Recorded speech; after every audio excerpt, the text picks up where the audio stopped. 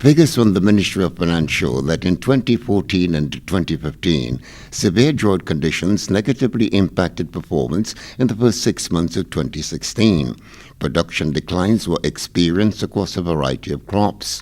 There was an 18.8% decline in the volume of other crops purchased by the Marketing and National Importing Board for the first 3 quarters of 2016.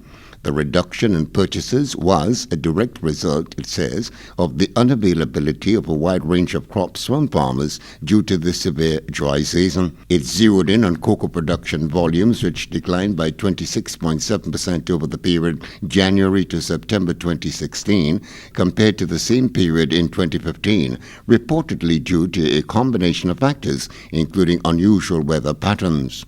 Nutmeg and maize production also decreased by 21.4% and 33.9% respectively during the first 8 months of 2016 compared to the same period last year. The Ministry of Finance figures also indicate that trough weather patterns improved somewhat in the third quarter in terms of rainfall. These shortages are expected to persist and result in an estimated 20.6% decline in the production of other crops in 2016, while nutmeg production is expected to decline by 14.0%. At a meeting of the GCNA held recently, one of the major talking points by farmers was that of the decline in budgetary allocation towards the industry, 42.2 million to 27.4 million.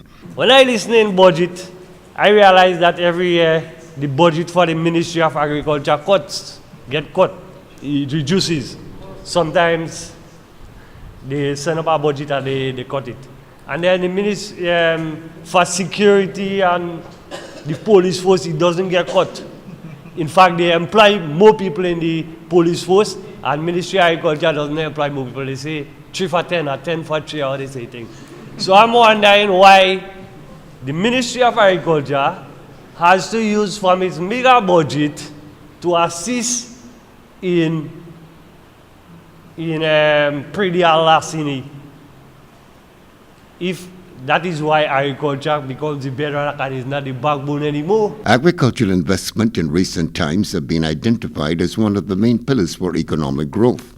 However, economic advisor to the government, Dr. Patrick Antwine, on a recent Beyond the Headlines program, painted a different picture. Economic theory tells us that as economies grow, the share of agriculture in GDP falls.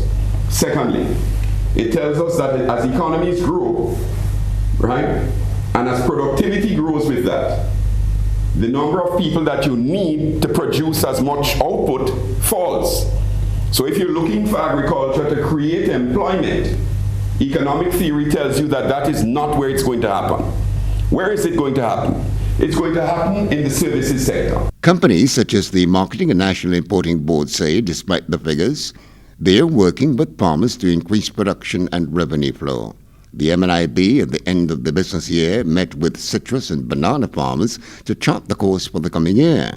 Roderick Sinclair, marketing manager, spoke to GBN recently about new initiatives upcoming. The quality is very important, and so that's a major factor. And so what do you find happening right now with our farmers?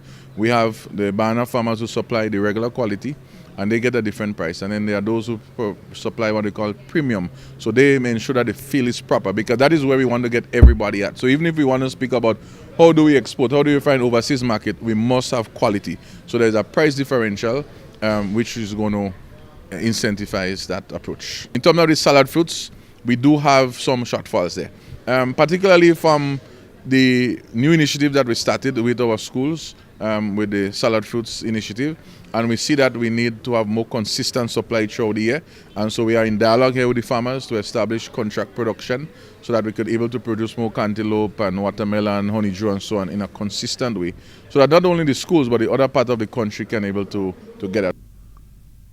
In the coming year, government says it will focus on fighting predial larceny, the Zero Hunger Poverty Initiative, a National Agriculture Plan, amongst others. Lou Smith, GBN News.